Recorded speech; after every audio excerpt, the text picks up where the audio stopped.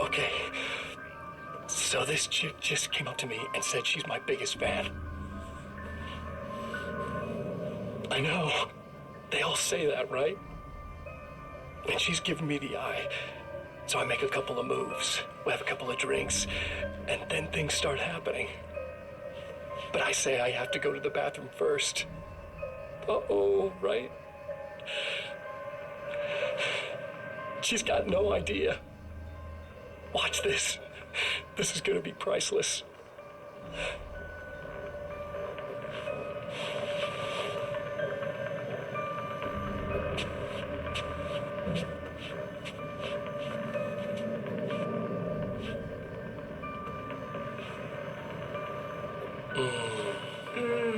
That's nice.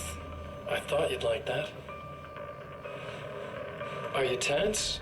You feel a little tense. Maybe a little. I had a crappy day. Yeah? Don't worry, it's improving real fast. Yeah.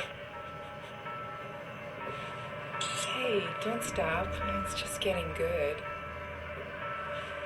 Watch this.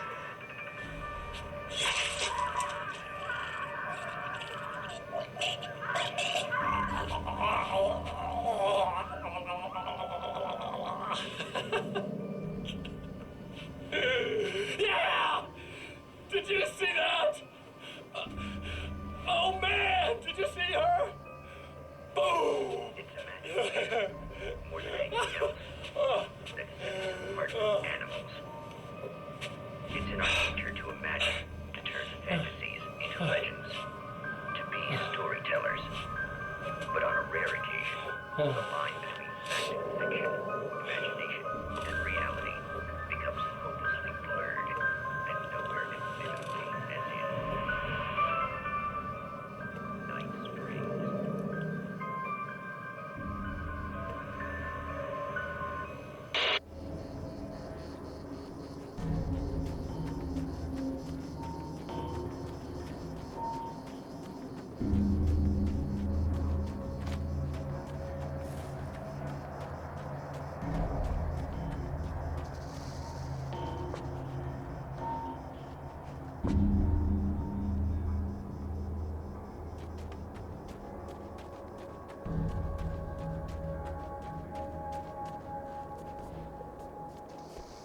Well, this should be perfectly safe.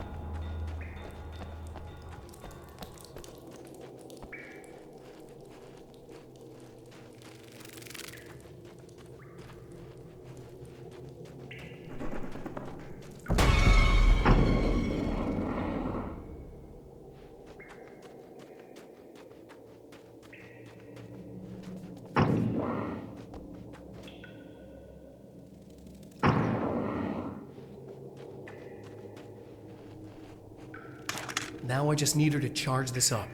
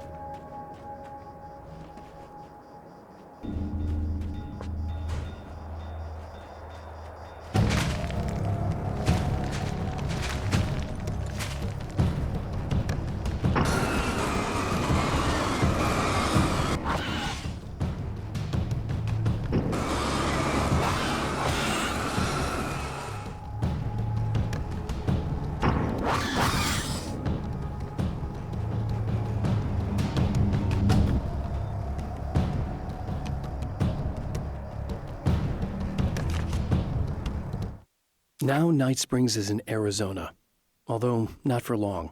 It's in Arizona because whatever the town that has become Night Springs is really called is located near one of the thin, worn places in the world where dreams and reality flow together and life is always a little strange.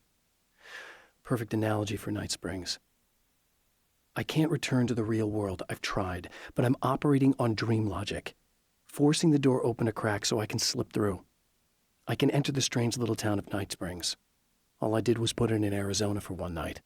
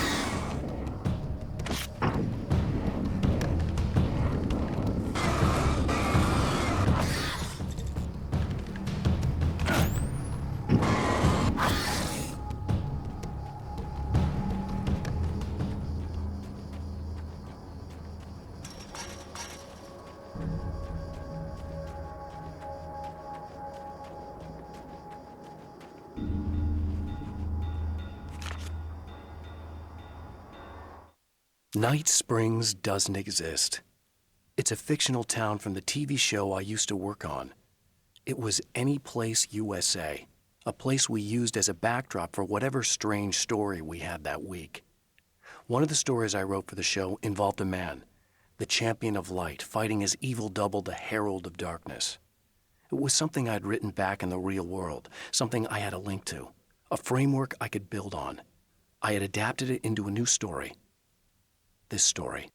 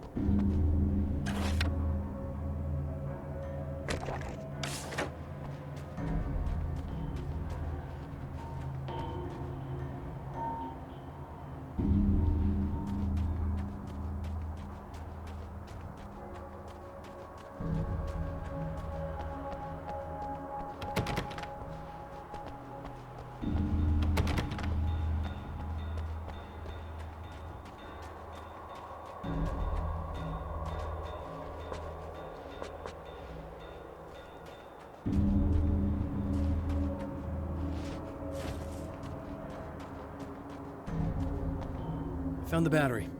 Okay, I'll charge it. Here. Try not to get killed. Okay. I'm gonna take care of this. Try to stay calm.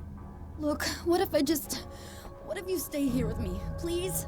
I'm sorry, but if I don't deal with this, no one else will. Yeah, I guess.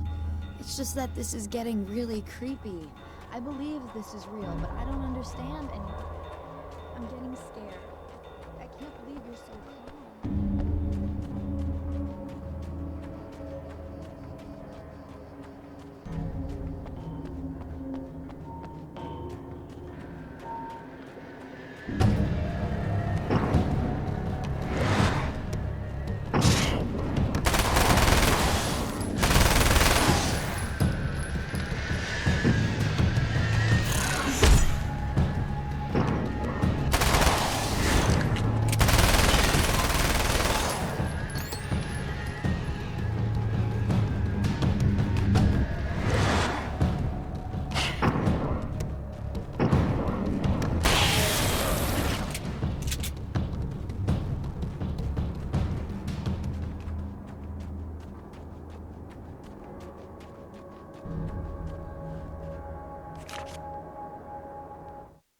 I don't make friends easily.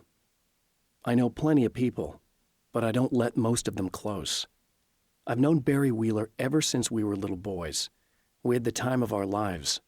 I'd get us in trouble, and he'd talk us out of it. Things haven't changed that much now that we're grown-ups. He's the most loyal and dependable person I've ever met, and all the things that count anyway. You could call him a weasel, and you wouldn't be entirely wrong. You could call him a clown, and I would reluctantly agree. But he has never let me down.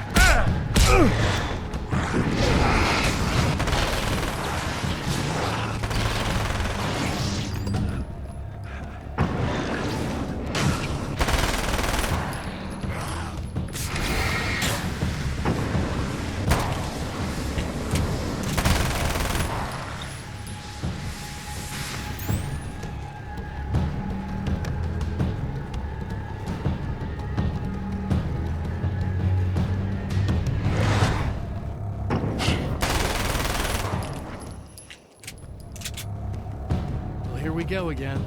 Better get ready to run.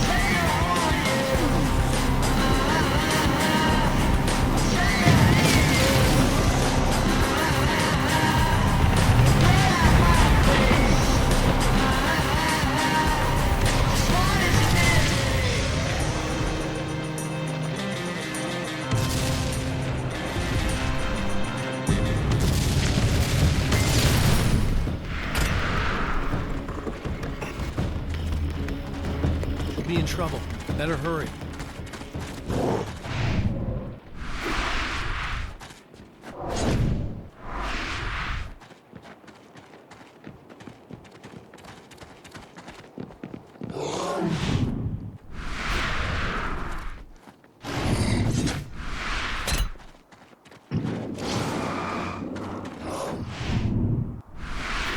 Emma! Coming! Not the bad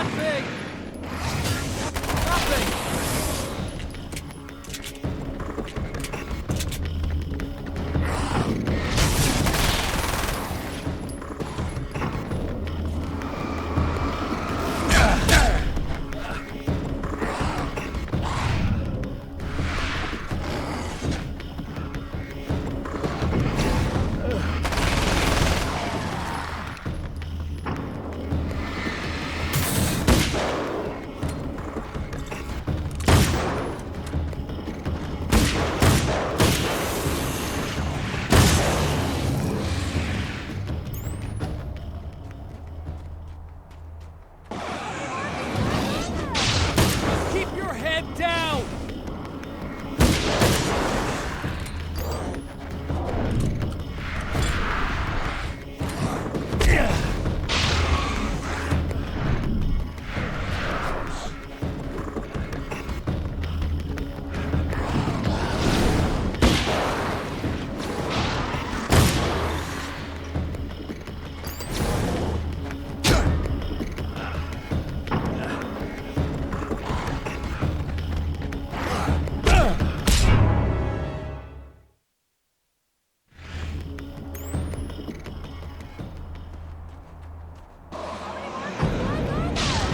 Just keep your head down!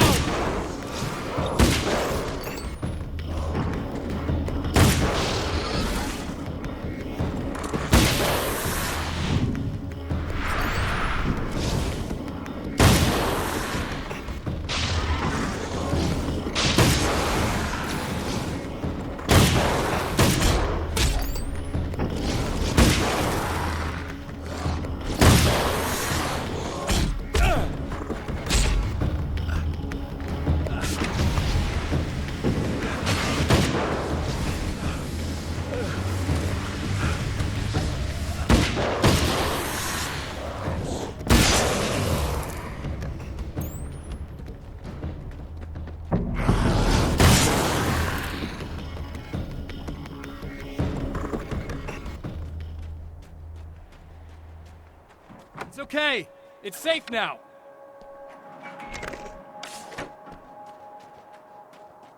I got a really bad feeling about all of this. I'm gonna need those keys to the diner now. There's a motel key there that I have to get. Oh, hey, you don't have to do that. I have the motel master key. I work for the same company, you know. What's at the motel? Well, there's a dead guy. He's got something I need to get into the Mount Redtooth Observatory. God, that's awful. Hey, you wanted to know about the guy who looked like you, didn't you? The last time you said he had a party, but you didn't go. No, that's not true. I did go. It was really great at first, and then I didn't see it myself, but I hear he turned nasty.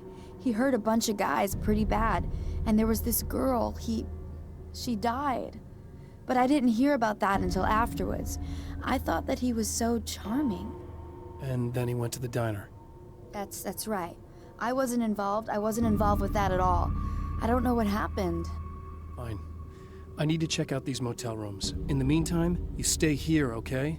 I'm serious. Keep the lights on and stay here. Yeah, okay. You got it. I sure hope you're right about this. You're gonna stay here this time, right? Because the last time I didn't, and that thing, whatever it is, happened to me. Yeah. I don't want you to get hurt again. Don't worry, I'm gonna stay put. I don't remember what happened exactly, but I learned my lesson. Good. It doesn't have to happen exactly the same way this time around. You proved that much when you went out and got those things for me. I think you're gonna be okay.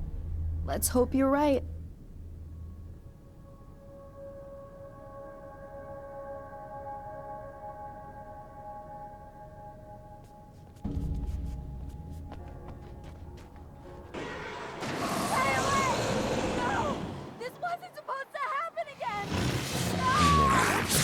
Fate haunts Emma Sloan and fills her with dread. This time, she does as she's told. It's not enough to save her.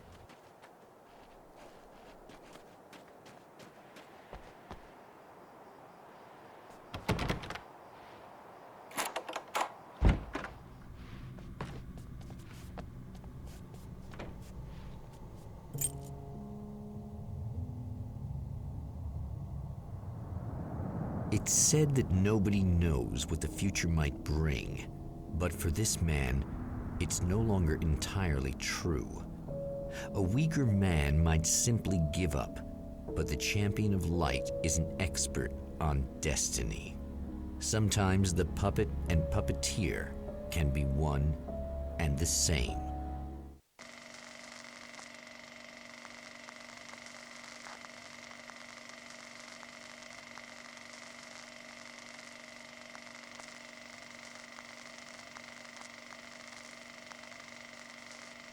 Mount Redtooth, its top littered with man-made eyes that stare into the endless depths of space.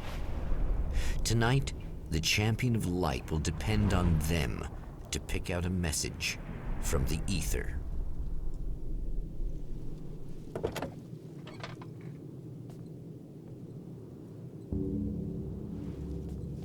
As history repeats itself, the man remembers the patterns.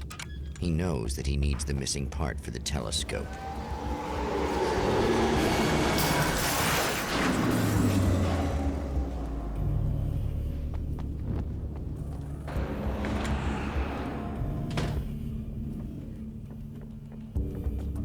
Oh, praise be. You guys are coming through for me. That pretty little light just started blinking on my board here. And that means there's a call.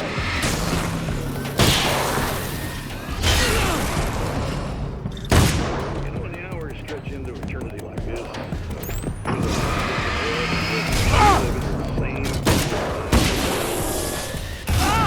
genuinely touched by someone actually reaching out to me, breaking them up. I just want you to know that it really matters to me.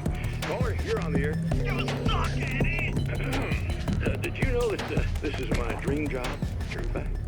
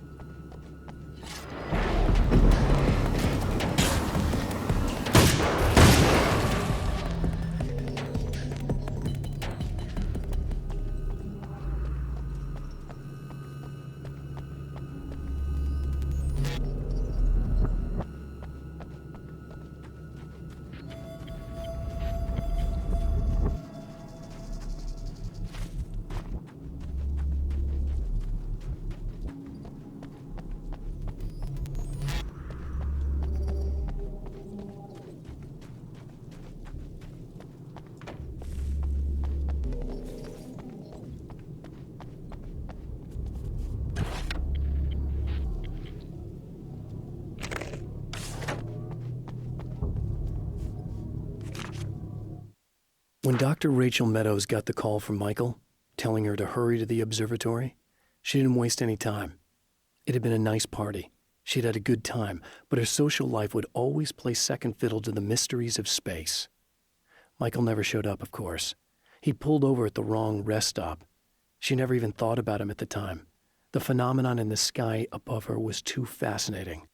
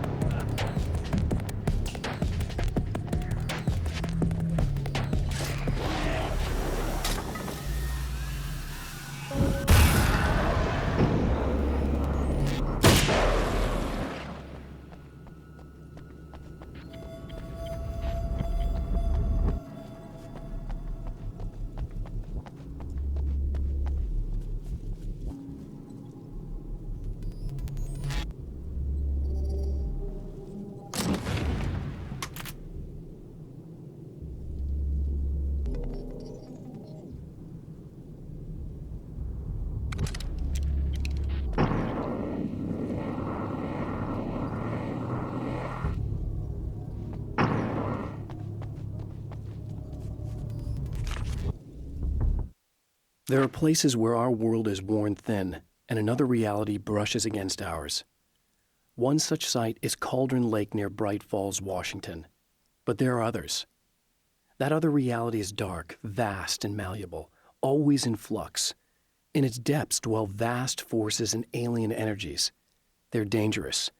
But in one of these places, if you know how, you can channel the power of that place and use it to shape reality.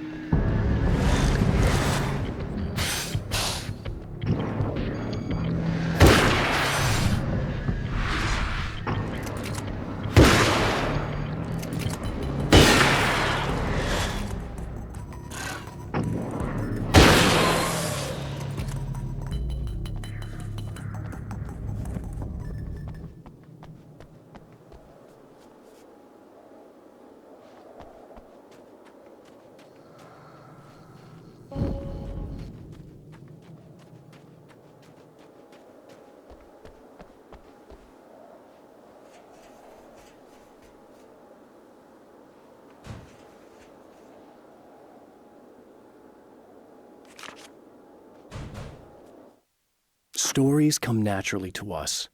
We can't help it. There are many different worlds, many competing realities within our heads, fueled by books, television, even barely remembered childhood tales.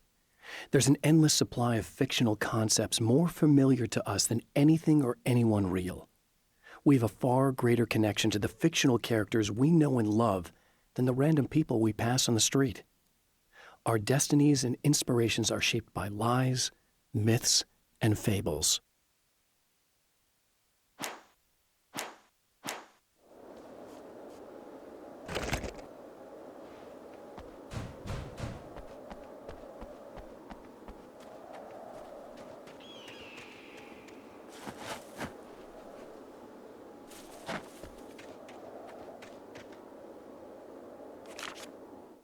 The spiders aren't really the work of the enemy.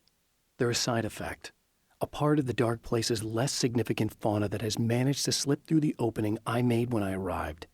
Less an animal than an idea that has assumed the form of an animal. Makes them no less dangerous, but at least they're a little easier to deal with. The darkness doesn't protect them like the Taken, and thus they can be destroyed by either light or bullets right away.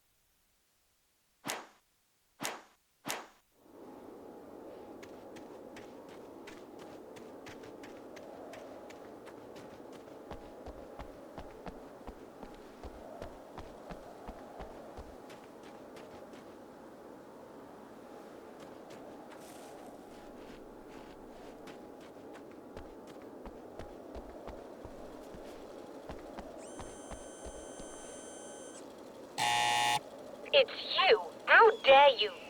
No, wait. It isn't you, is it?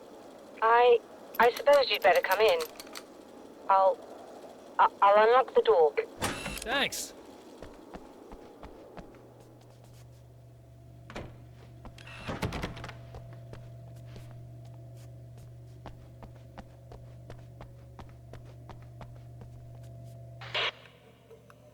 I know what you're thinking.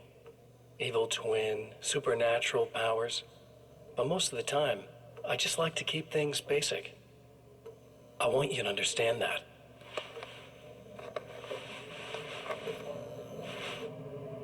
Like this. Need to get your hands dirty?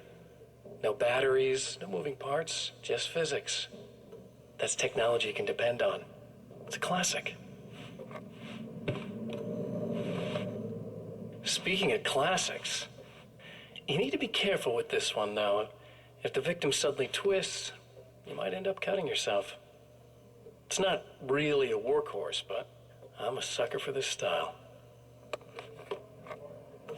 Now this is more like it. You've got slip-resistant grip. Believe me, you really want that traction once you're wrist deep in somebody. The blade's stiff enough so it won't open by accident in your pocket, but it's still really easy to open with just one hand. Now that's a big thing for me. I know what you're thinking. It's too big, too heavy. But sometimes you just need the extra oomph. If you're talking intimidation, this is gonna do the job. Also great for dismemberings and whatnot. You know, the messy jobs. I can't tell you how many things I've MacGyvered with this stuff.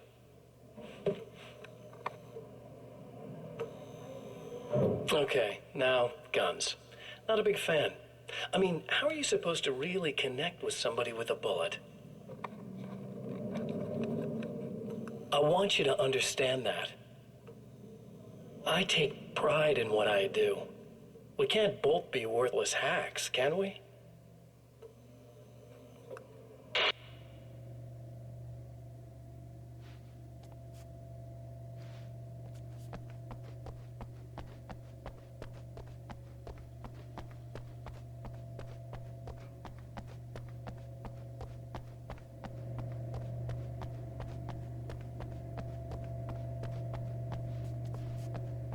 You'll have to forgive me, but this feels very strange.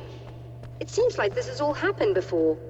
I have the replacement part for your telescope, Doctor. All right. Let's get it installed.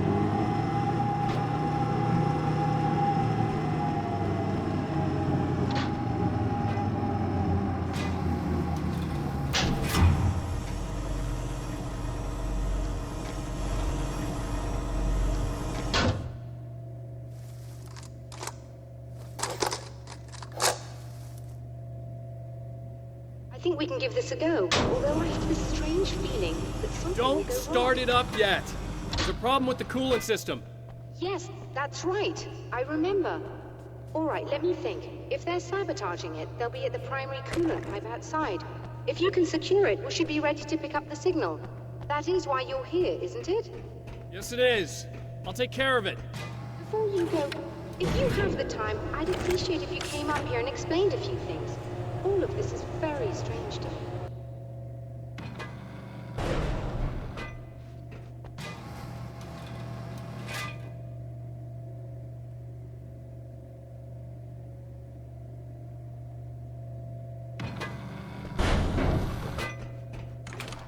Hello. I don't quite know what's going on, but I seem to remember having had this encounter before. It's not deja vu, Doctor. This has happened before. We're caught in a time loop. That's utterly insane. How could that be? I can't really explain it. I suppose I could call it magic. I don't believe in magic. Neither do I, but I can't argue with what I've experienced. Listen, what matters now is the signal. The last time we only caught a part of it. I need the rest of it. Whether you believe me or not, you want to look into this as much as I do, right? Yes. All right. I realize that you have trouble believing this. That's an understatement. I can't deny that what you say resonates with me on some level I don't pretend to understand. But for all I know, I'm simply delusional. But it's not just you. I've experienced the same thing as you. Doesn't that prove something, at least? Maybe. On the other hand, given your appearance, and the fact that you're trying to convince me that I'm not insane, perhaps you're merely a hallucination that accompanies my delusions. You're not having a psychotic episode, Doctor. For what it's worth, I'm a skeptic by nature. I completely understand your reluctance to believe me. There are people caught so deep in their psychosis that they retroactively manufacture memories and beliefs that conform to the situation at hand. Sure, but you have to stop second-guessing yourself at some point, if you want to get something done.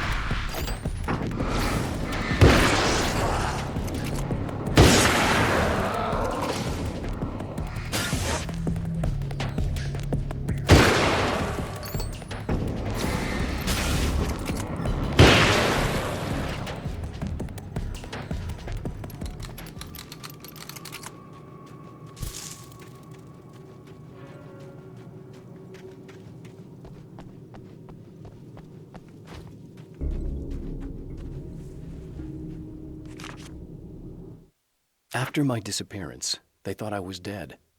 I might as well have been. I know it's been 2 years. I know Alice has moved on. I've tried to find a way back to her, back to my life, but escaping the dark place is almost impossible.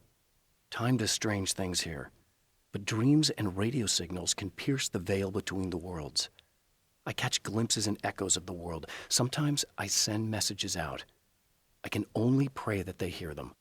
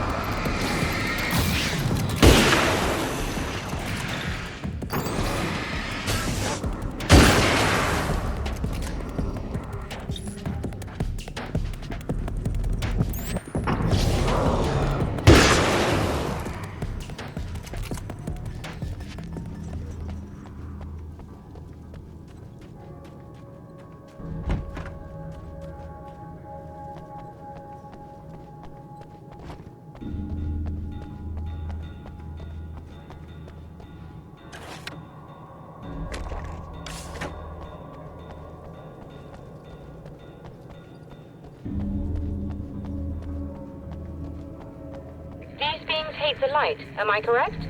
You should be able to turn on the lights and secure the area that way. Doctor, can you hear me? I think we're good to go. All right. I'll start looking for the signal. Please, head back.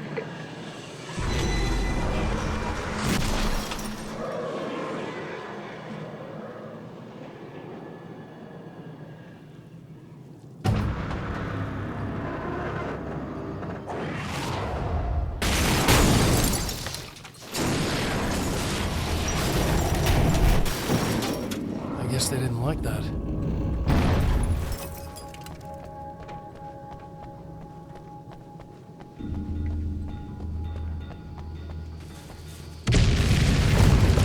That mountain's trying to kill me.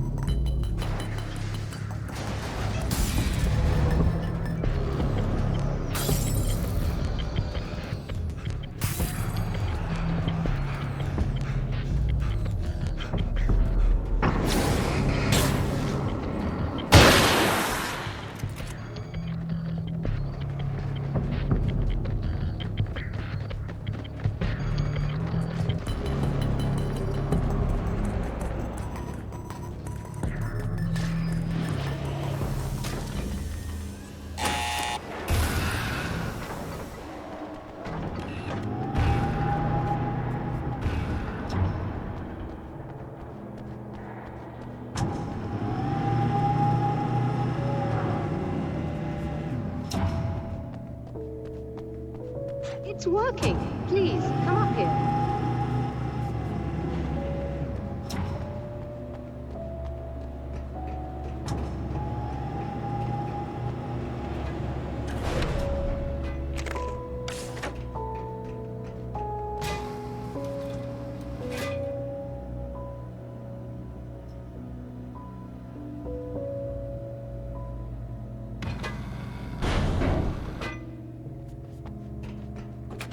Find the signal? Yes, I don't think it's quite the same thing we had, the last time. Still, we're definitely picking it up. Are we getting the complete signal now? I'm afraid not.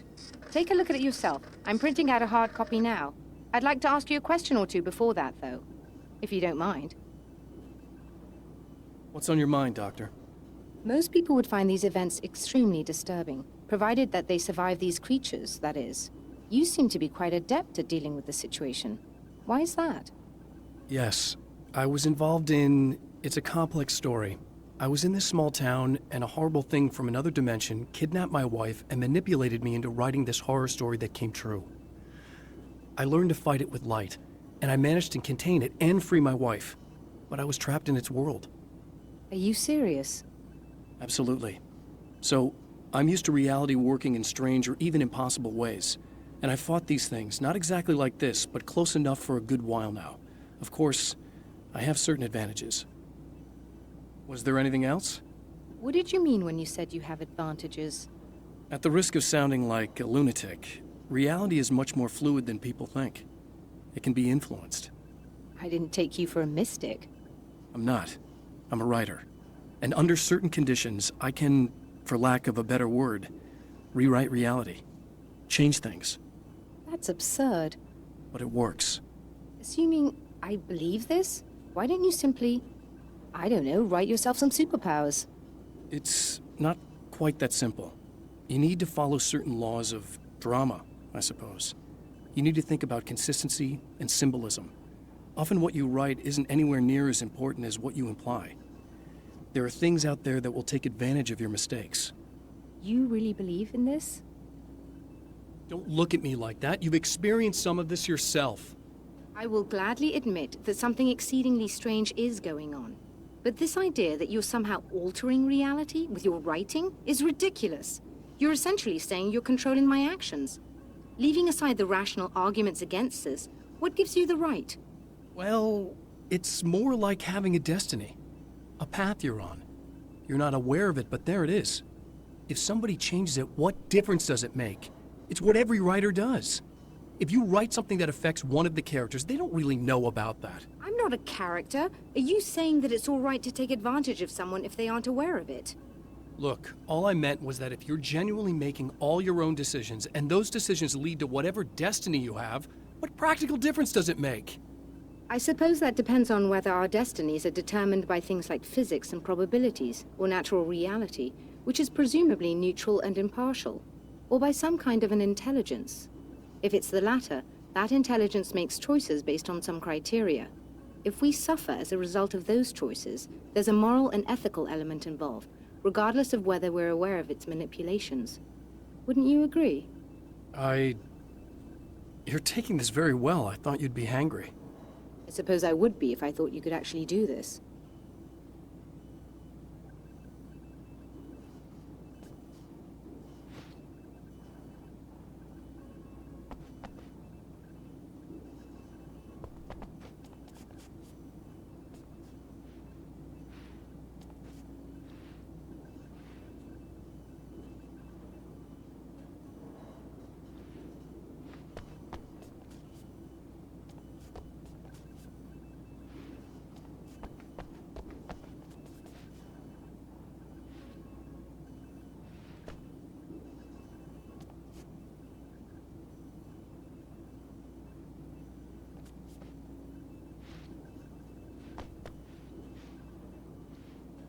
Another printout. Another signal fragment. The message is still not complete, but it's another piece of the weapon he has built against his adversary. Mere words on a piece of paper, but in the right hands, they will hold back the darkness.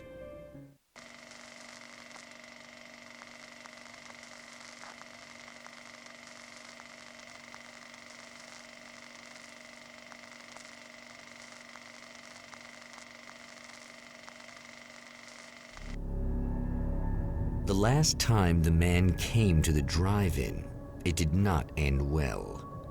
He hopes to avoid that fate this time. He hopes that what he has brought with him to this place is enough.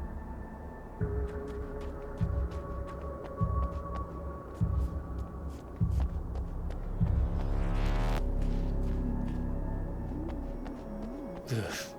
Serena's probably out of her mind again. But I'm gonna need that key so I can get the power back on. To change the world, you must craft a blueprint for the new reality. Any work of art will do, as long as it's a genuine act of creation. That's what the energies of the dark place respond to.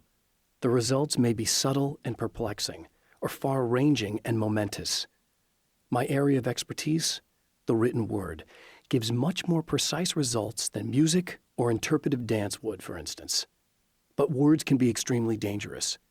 What you define may become reality, but so can that which you imply, even if you don't realize you're doing so.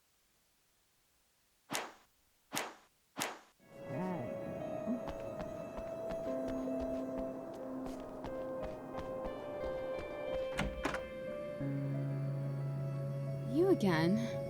I'm really just here to get the keys so I can get the power back on. Do you want to hold me down? It's okay. I know you like that.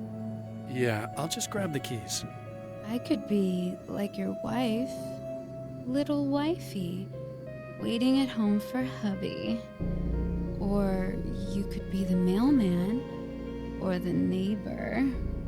I'm already married to someone who isn't crazy, thanks. I'm just gonna go and get the power back on. Aww. Look, I may or may not be back. I have the access code to the booth already, so once the power is on... You should totally come see me. We could have fun. You know. We'll see how it goes.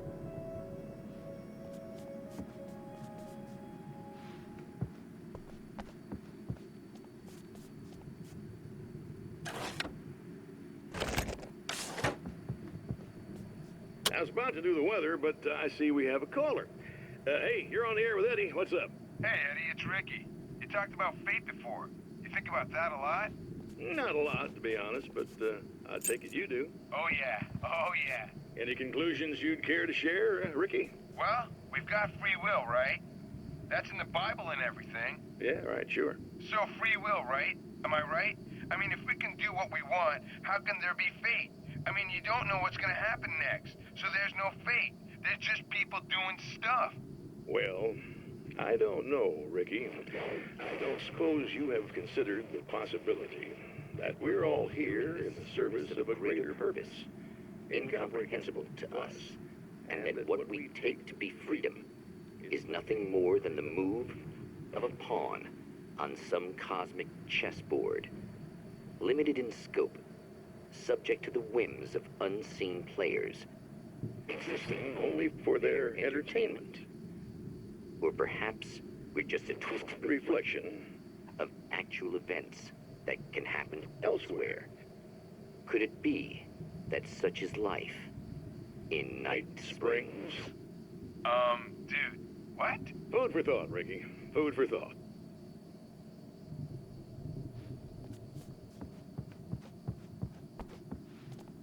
You should sit down or something. Try to stay calm. I don't want to be calm. I want to be nasty.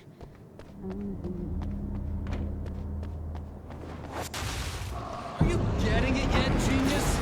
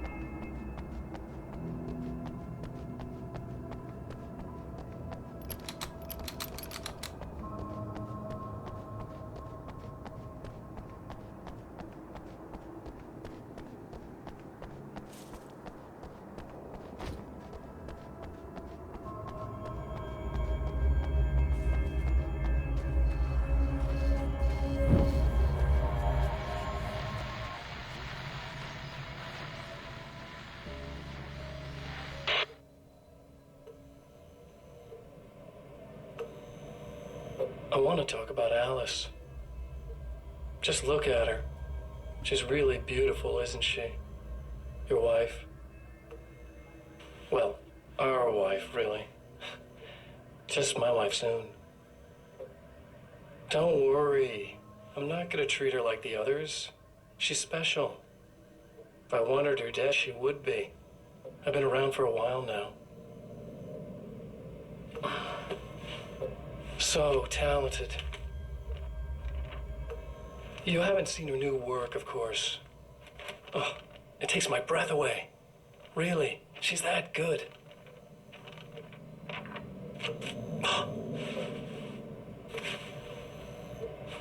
Did you know that I've got a wedding ring, too? We're that similar. She's seen me a couple times, you know. I've let her catch glimpses. She thinks she's imagining things, of course. She thinks you're dead. It might as well be. I mean, even if you manage to keep surviving, you'll be in my trap forever. So I'll go to her. It'll be an amazing moment. Oh my God, you're alive. I'll be the good, loving husband for as long as I can stand it. She'll love it. And then, one day, somehow, it'll happen. Maybe I'll slip up, she spots something, or maybe she just starts running her mouth. And then I'll do it.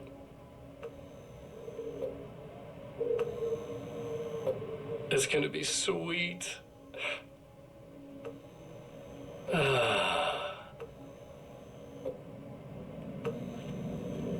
My darling wife.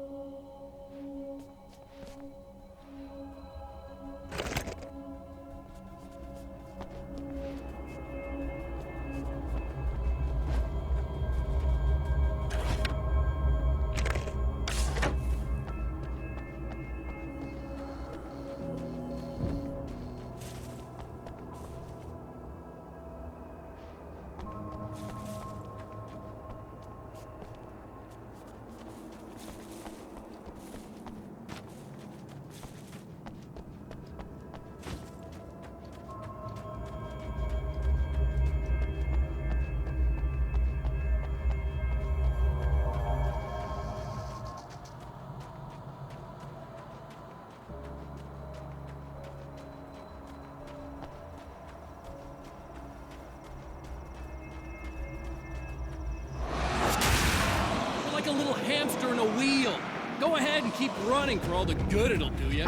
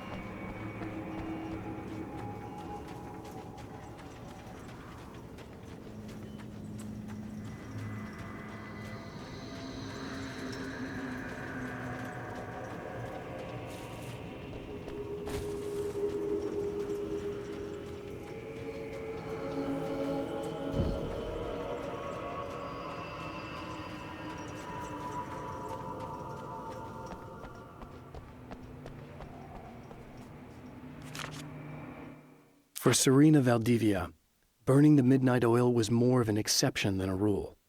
A procrastinator and a perfectionist, she often worked when she wouldn't be disturbed. Tonight was especially important. The film festival would open tomorrow, and there was still so much to sort out. It wasn't that the work hadn't been done. She just didn't feel like she had completely mastered everything yet.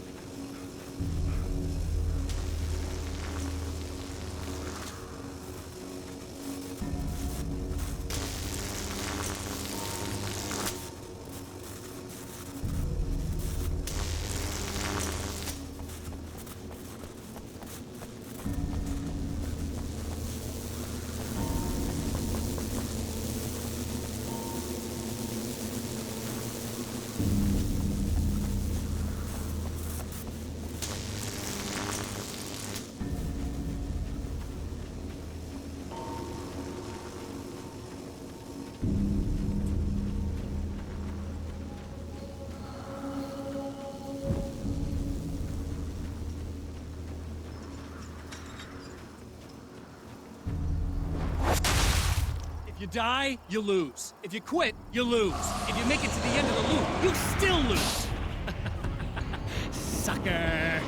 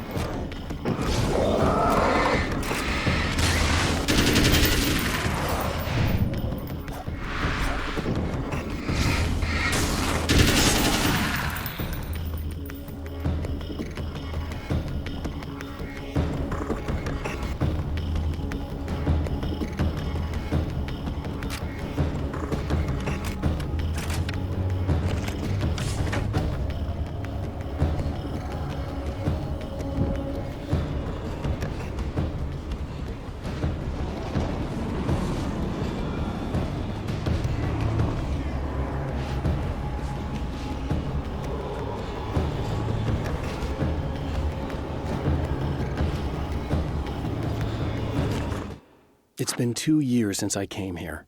Being that long without Alice breaks my heart. And I know it broke hers. I know she thinks I'm dead. How could I blame her for that? It would be a crime to pretend that she owes me anything. She took all the stupid, self-indulgent bullshit I brought into her life and still stood by me. Still loved me. It's no betrayal. But I'm a better person now than I used to be.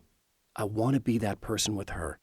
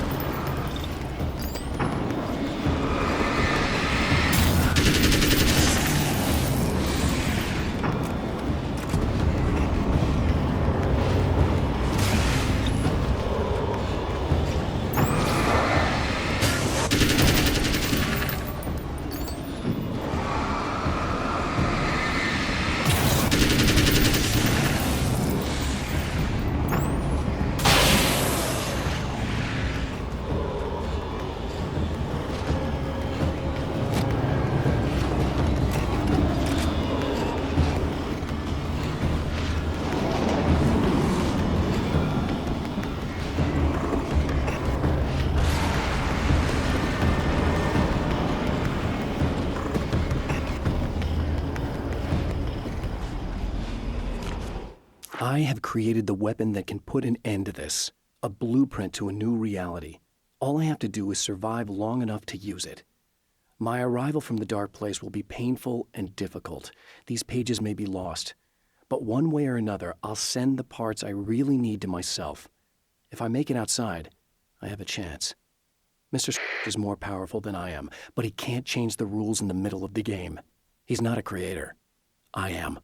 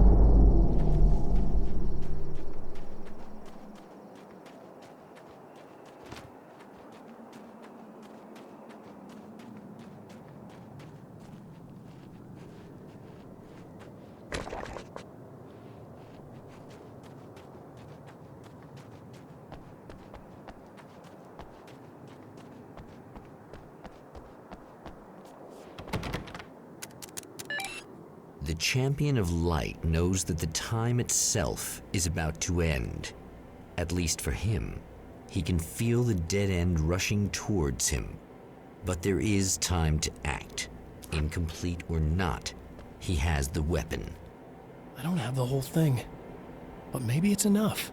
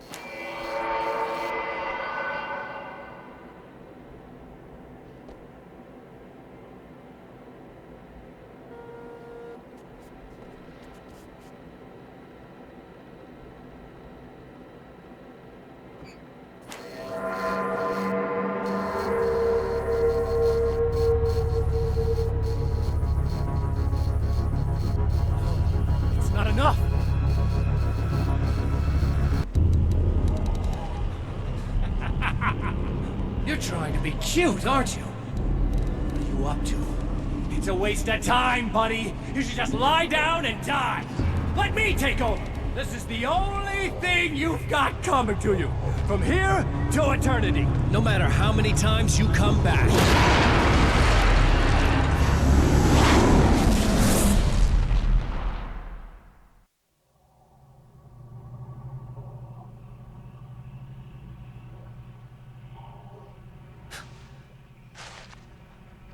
Time folds back on itself.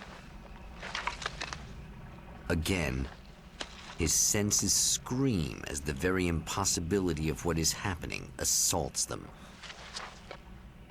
But the Champion of Light endures.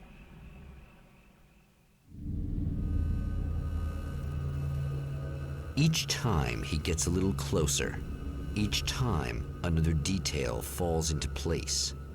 Now, the trap works against the Herald of Darkness.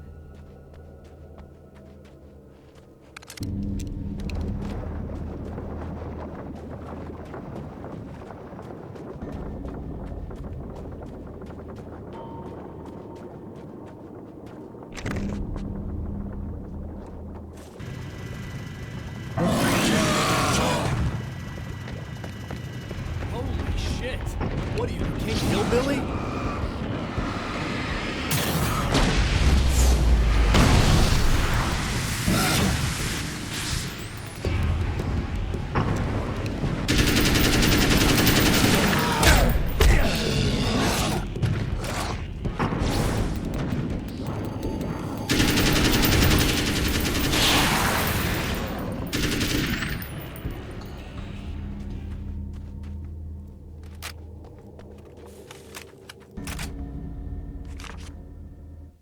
Thor and Odin Anderson, old gods of Asgard.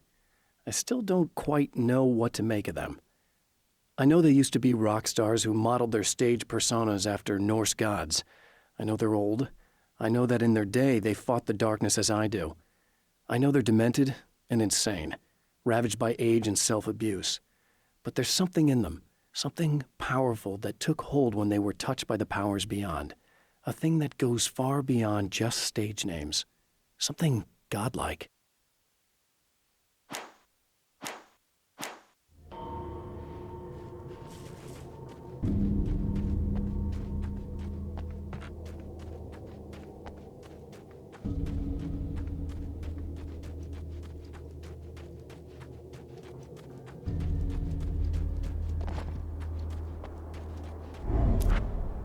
Right on cue, bubbling to the surface from untold depths, the horrors come. The emerging monsters do not expect the warm reception that has already been prepared for them.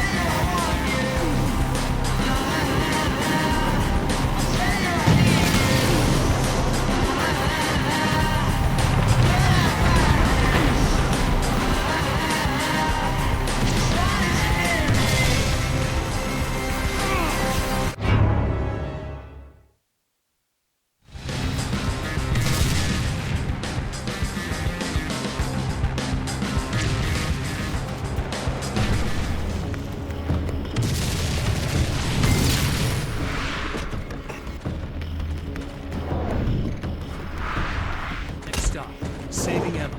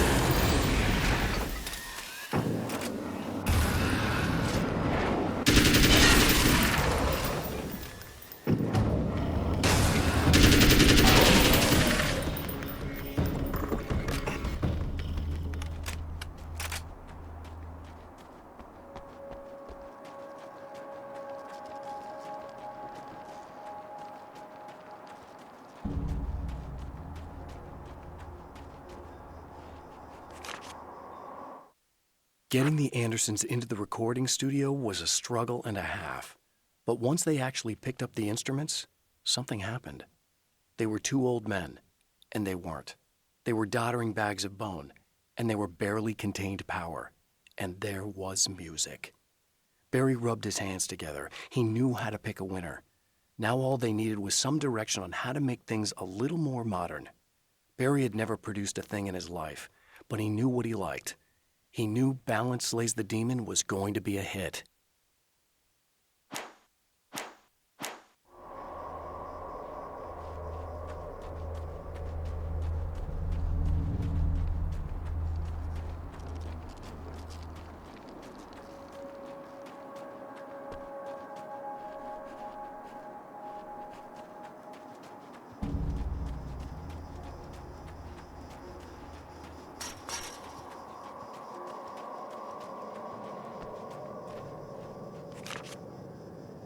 Emma wasn't sure exactly when the man arrived at the motel, but from what she could tell, the party started almost immediately. It was infectious, spreading from one room to another. He was mercurial, almost as if he was flickering through the scene, telling a joke here, throwing an insult there, oozing sex and violence and excitement. She had never seen someone like this before. He looked at her and smiled, and she felt her heart flutter a little. She knew he was the kind of man mothers warn their daughters about, but she told herself it didn't matter.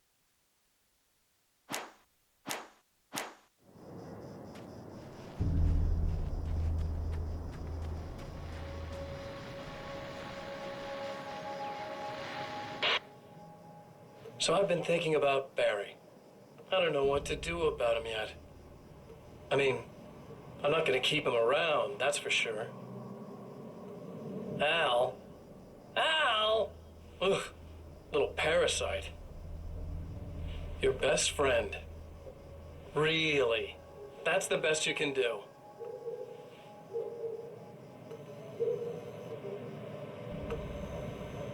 I actually kind of like the guy. He's a plucky little butterball. He plays the clown. That's a hard road to take. But I don't need him sticking his fat face in my business. Did you know he's been hanging out with the sheriff from that shitty little town? They keep in touch. Barry's about the only guy who insists that you're not dead. How about that?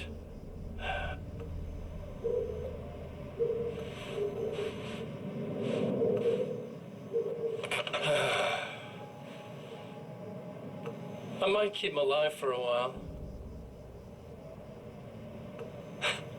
Just to see him go to pieces when I fire his ass.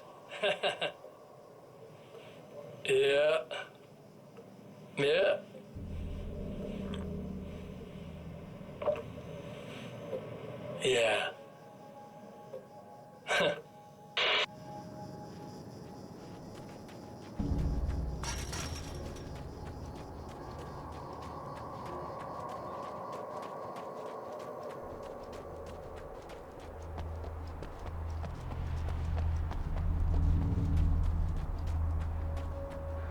Is it bad that this time I just went, oh, he's gonna be right along? Not as long as I show up, I guess.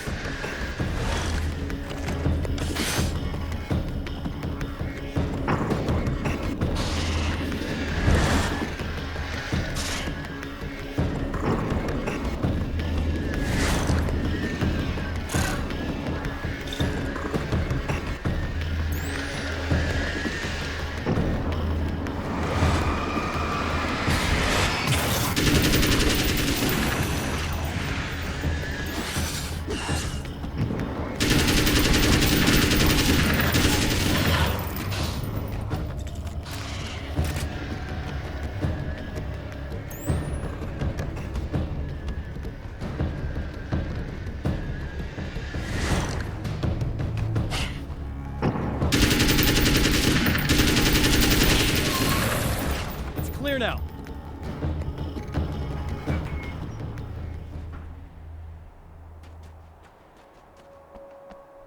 Yeah, thanks for saving me again. I'd hate to die before I'm scheduled to be murdered. I guess I have you to thank for setting everything up at the oil derrick. Yeah, well, I figured that if we were going to go over this again, we might as well try to be smart about it, huh? I appreciate it. You took a big chance doing that. You okay? What do you think? I've died twice. I remember everything pretty clearly now. You said I was gonna be okay. I don't know what happened. It's not your fault.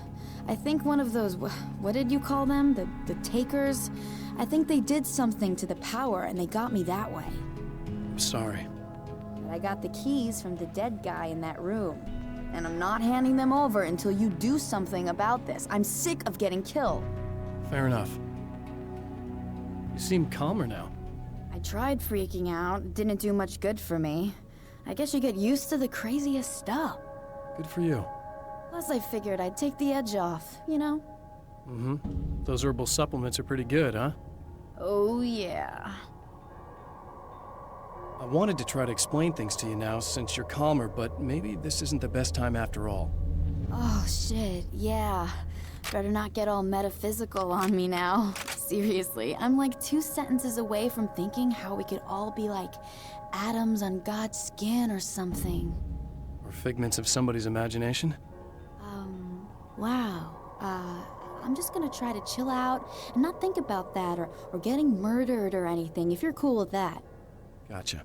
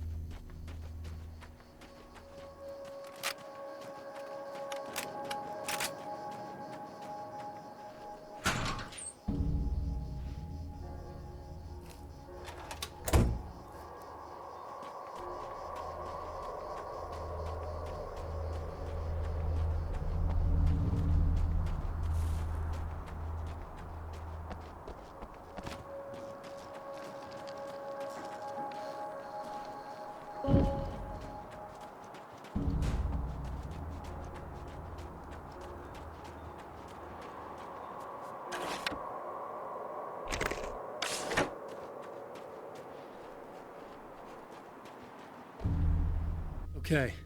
I really don't think they can get to the power now. Thank you. That's a relief. Here's the keys that you needed. Thank you. Hey, I have to tell you, at the diner, I went there with him. The guy who looks like you, okay? I know I said that I didn't. Yeah, I figured. Want to talk about what happened at the diner? There was this guy from the observatory, and he just attacked the poor dude, smashed his face into the tabletop a bunch of times. It was horrible. I didn't know that he was gonna do that. I swear. And I just ran. I just left him there. I didn't even try to help. There was nothing you could have done. It's not your fault. Well, he's dead in that motel room now, so excuse me if I feel pretty shitty about it anyway. You shouldn't blame yourself. I just didn't want to get involved. I have this tendency to just drop everything and run. I don't think I'm a bad person, but I didn't even call the cops. I'm such a coward. If you'd called the cops, we'd have dead cops. He's not human. Do you understand? It's not your fault. But I could have tried to stop him. Believe me, if you had, you'd be dead. You seem to be doing a little better now. Yeah, I guess it just got easier once I got this thing off my chest.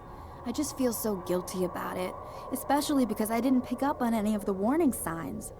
I just really liked hanging out with him, you know? He was smart and charming and funny and hot. The way you could be, I guess. I guess. What's the deal with this guy anyway? He looks like you, he uses your name. Why does he do this stuff? I'm not sure myself. Maybe he's just evil or my dark half. He does a lot of the stuff I'm trying really hard to get away from. Things that just messed up my life. I guess all those murders don't help either. Yeah, I could do without the murders and the end of the world. Listen, I need to get going. Yeah, go. I think I'm good now. I hope. Good luck. If it all goes well, maybe this is the last time we meet like this. God, wouldn't that be great? Just keep those lights on, okay?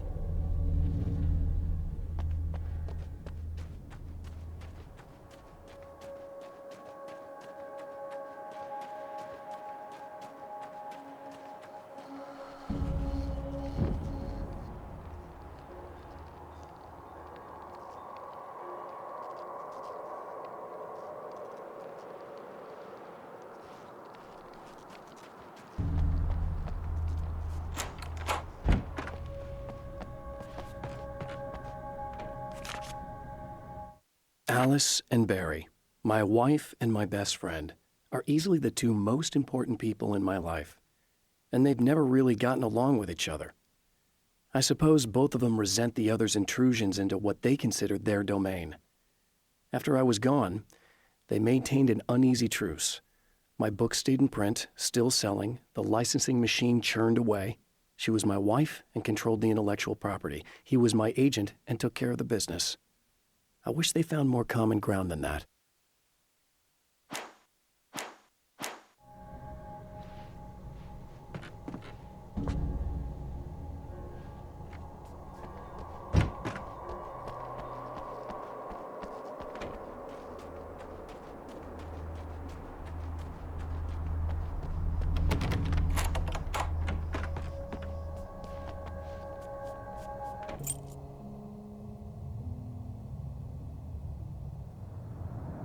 The fate of countless individuals hangs in the balance, threatened by the machinations of the Herald of Darkness. And yet, for a moment, the Champion of Light breathes a little easier. He has saved one life. For this moment, it is enough. And soon, perhaps, he can put an end to this.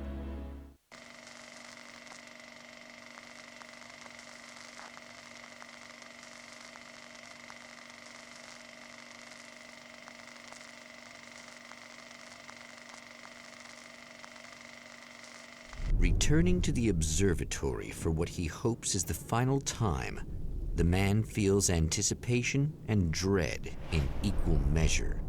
Soon, he knows, he will have what he needs.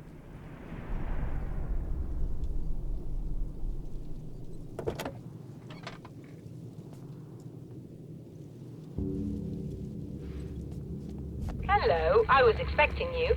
I've already taken care of the imaging array, but you should still look into securing the primary coolant flow. With some luck, you may be able to light the area before these things even show up.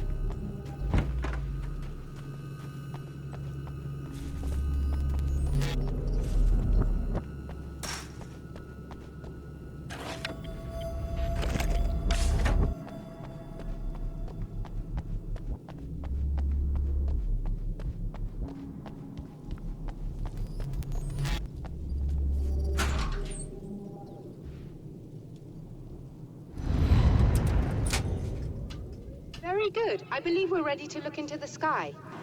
Right there, Doctor.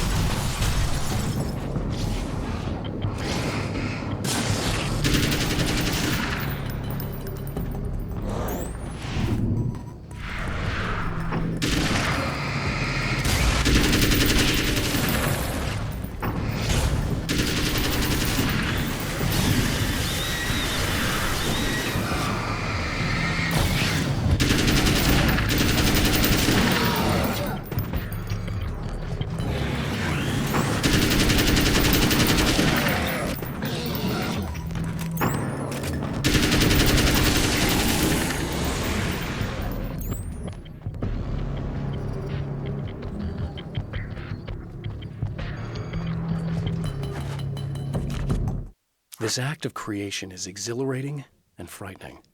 Subtext and symbols loom eager to take effect. Causality and consequence become domino chains that stretch into infinity. The more fundamental the change, the more unpredictable the variables become. Reality is too complex to control completely. Ordinary questions become meaningless. Who created who? What is really real? Everything is as real as everything else.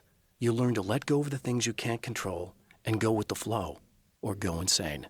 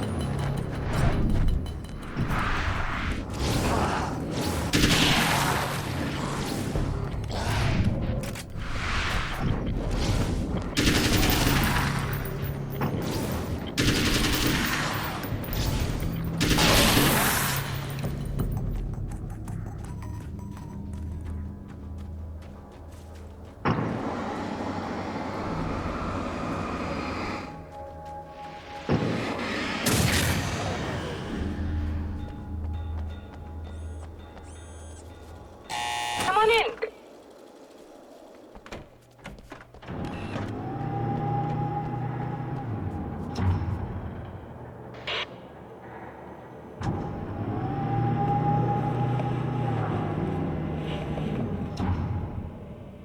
This is what you look like.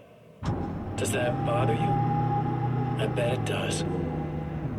I'm not just wearing your face, you know. It goes a lot deeper than that. There's a lot of you and me.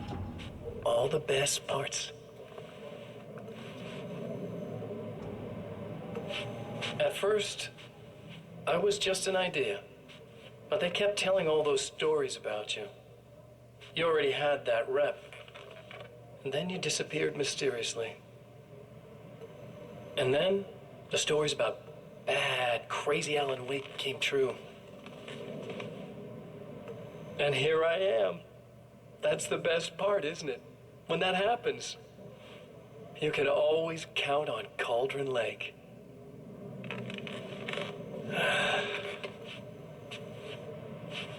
I'm just as real as you are. And I'm the improved version. No fears, no doubt, no weaknesses, no self-deception here. I don't let anything drag me down.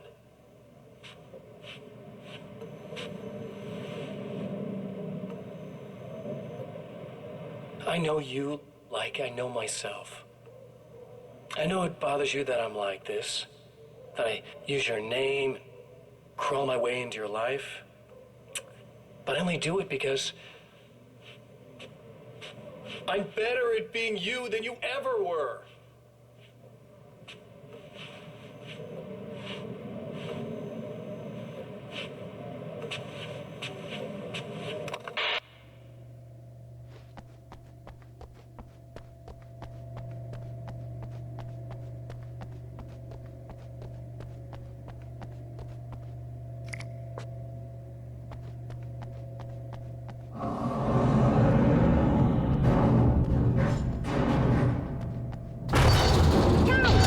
You need to protect the telescope or we can't complete the signal.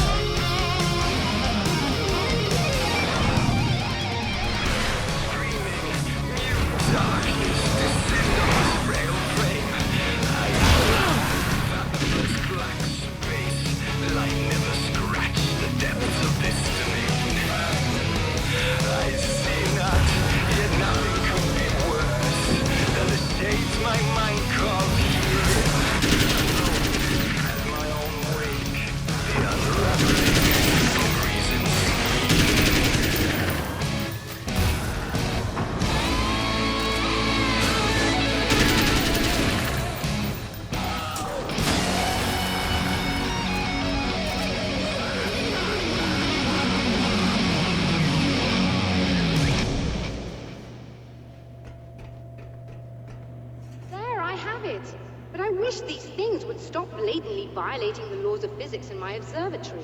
That's just rude. Are you all right? I'll live. I'm glad. I'll send the lift down to you. I remember our previous encounters very clearly now.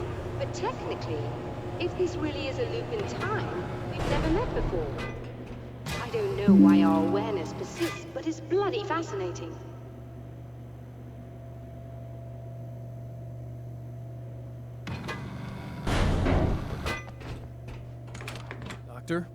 You know, I know physicists who would give 15 years of their lives for a chance to experience something like this.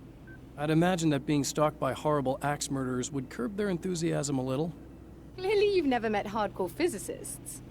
I'm glad you're in such good spirits, but... The signal! Yes, it's completed. Finally.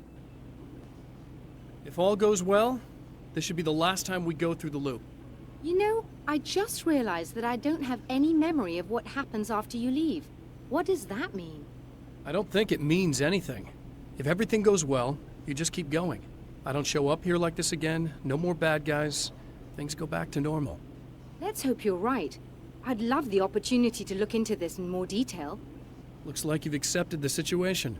I'm a pragmatist. If this is a delusion, at least my first psychotic episode is anything but boring. Really, Mr. Wake, at the end of the day, I'm a scientist. I love mysteries. I love not knowing. Whatever else this might be, it's absolutely fascinating. I wonder how far this reaches. Is everybody in the world experiencing this? Who knows? I think reality's probably pretty fragile right now. Doctor, I can see you're very enthusiastic about this. I'd appreciate a bit of discretion. Are you suggesting that we should suppress this? No. You can do what you like, but I want you to leave me out of it. But surely, with the things you know, the things you've experienced, you can replicate any of these results. We could— Let me be blunt. If you drag me into this, I'll deny everything. I'll lie like my life depended on it. And writers are damn good liars. Word of advice. This is things man was not meant to know territory. You get into this, chances are you'll open up a door into a world of hurt. Believe me, I know. I see. In a strange way, he feels at ease. He is armed with his own words, and when the time comes, they will be enough or they will not. For now, he's content to let the currents take him toward the final confrontation.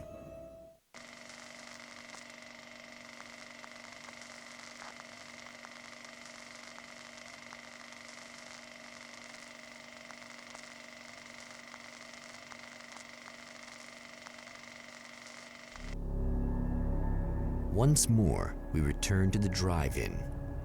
If he's aware of the absurdity of arming oneself with a few sentences and standing against a power that can pierce time itself, he doesn't show it. The man has his share of weaknesses, perhaps more, but cowardice is not among them.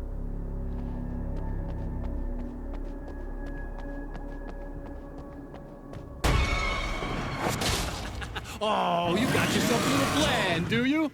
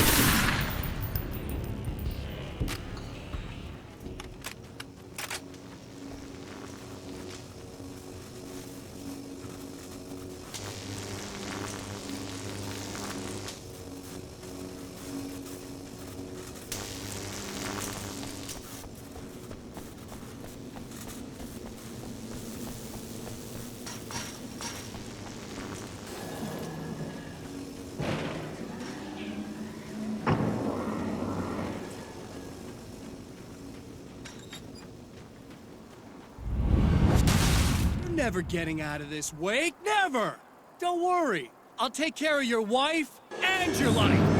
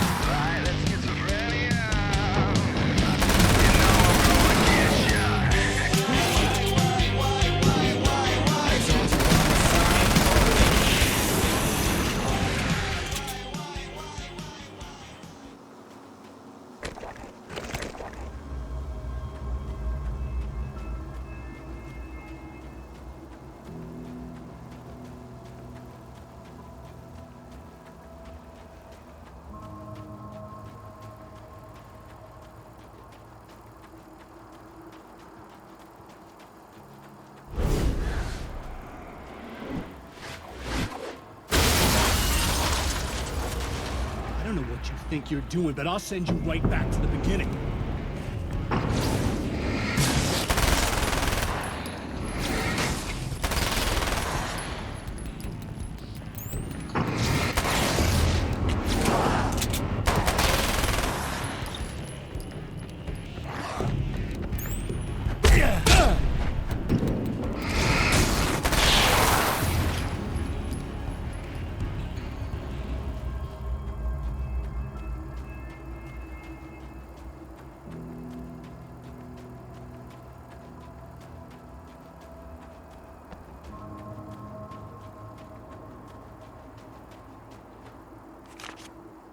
When the Dark Man's eyes suddenly locked into Serena's, she flushed hot.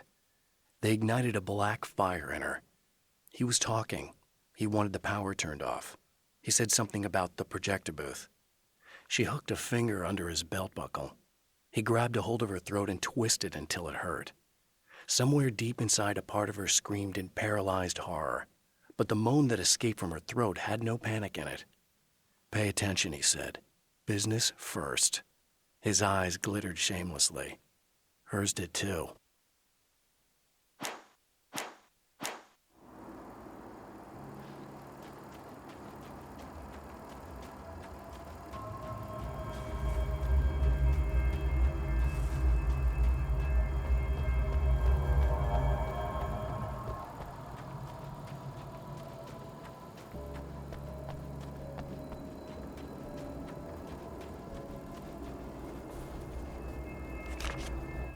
It's obvious that for all his power, Mr. is an agent of another greater being. The dark place he came from is full of terrible alien intelligences, dark presences, and none of them should be let loose in our world. He serves one of them. He'll open the way for them if I don't stop him. But he'll do more. He'll take over my life. He already has my face. He already uses my name. He'll become Alan Wake in every way imaginable and corrupt everything. Unless I can stop him.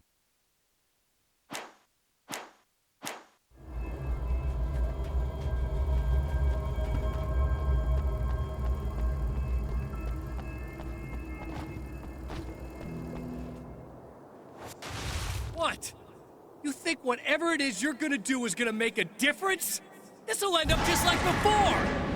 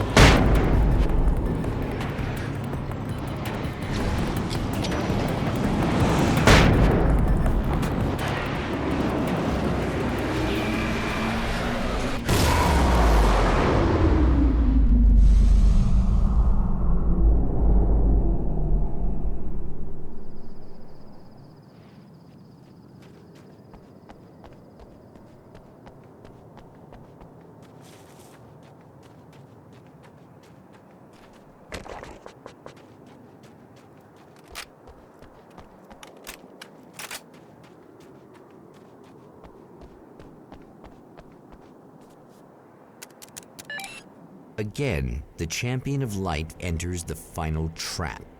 The new reality is almost here. All he needs to do is change the details of the scene, push it past the breaking point, and the rest will snap into place.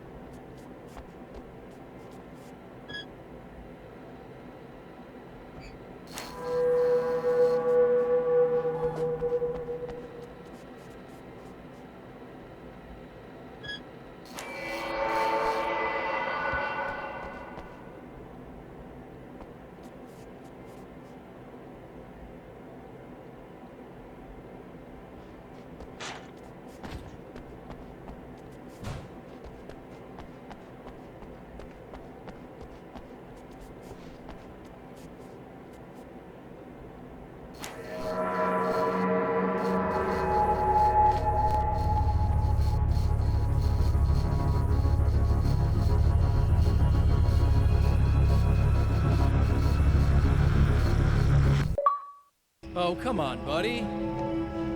Why don't you... What? What is this? No! No!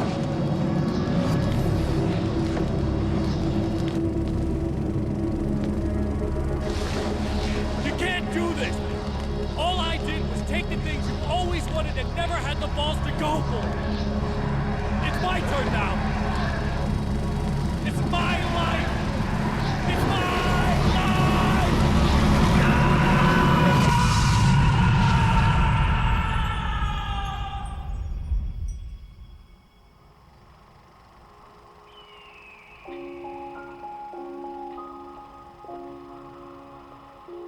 Alan?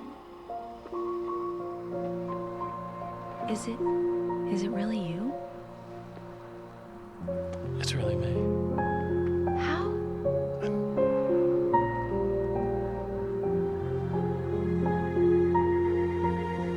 I love you. I love you.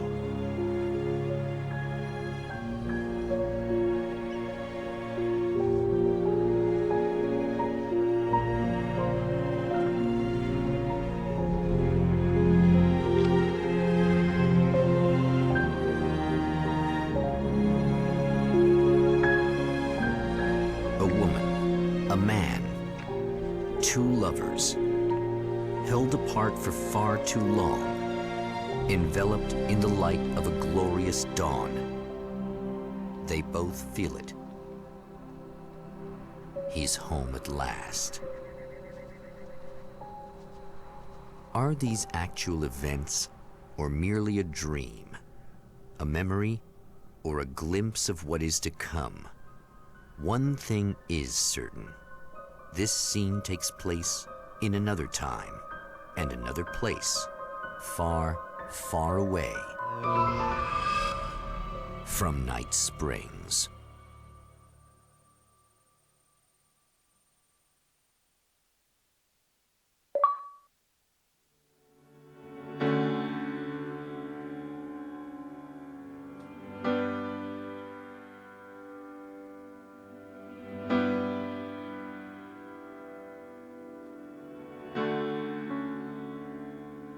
You know it feels nice watching the sun come up, and I've realized I can never return.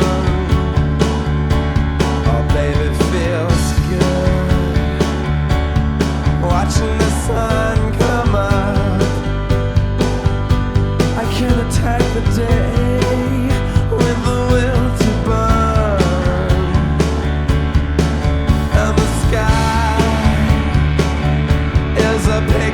violence. Blood red and steely blue. It has beauty that can never be silenced.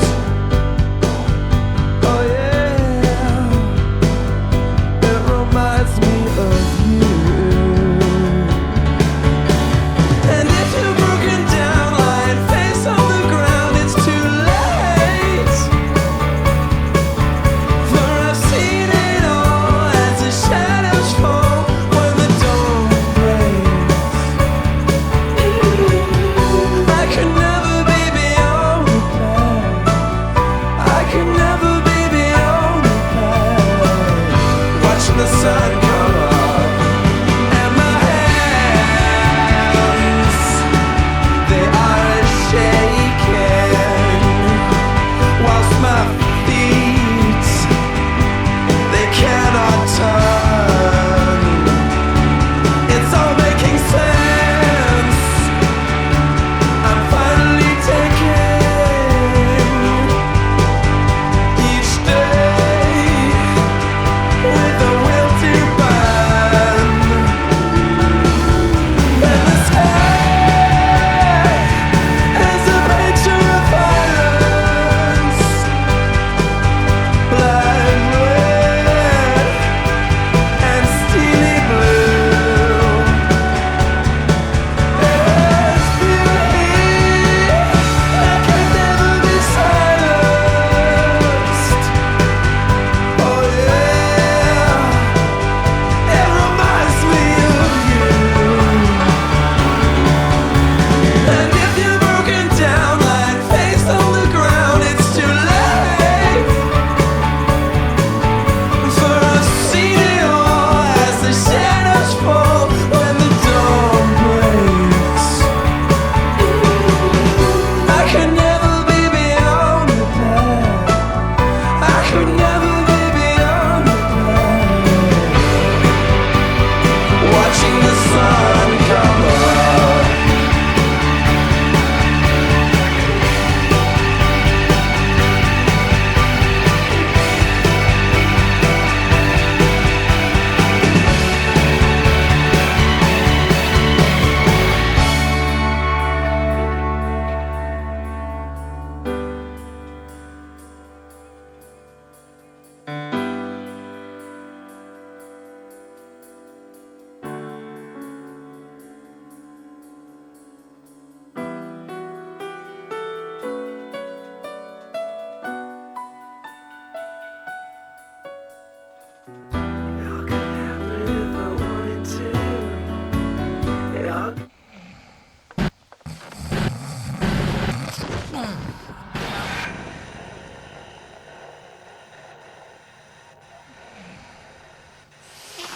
No. Al?